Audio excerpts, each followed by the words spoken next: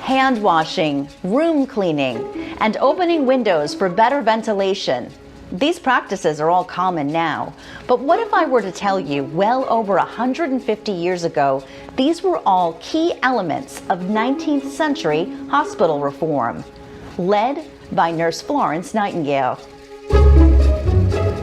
As a young English nurse raised in an upper-class home, one can only imagine Florence Nightingale's initial reaction when she first arrived at the Scutari Hospital in Turkey in 1854. The site, intended as a respite for wounded British soldiers during the Crimean War, was anything but healing. And when she arrived at Scutari Hospital, some of the reports say that it was an inch deep in human excrement. The soldiers were sitting on the floor. There weren't enough beds for them. When she got there, the head of the army doctors, Dr. John Hall, just didn't want her there. He didn't agree with the fact that a woman had been sent out. He didn't really understand the concept of nursing. With that in mind, she sort of said, right, we can't nurse, but what we can do potentially is clean. Let's make ourselves so useful that they start to respect us. The symptoms or the sufferings are very often not symptoms of the disease at all, but of something quite different, of the want of fresh air, or of light, or of cleanliness.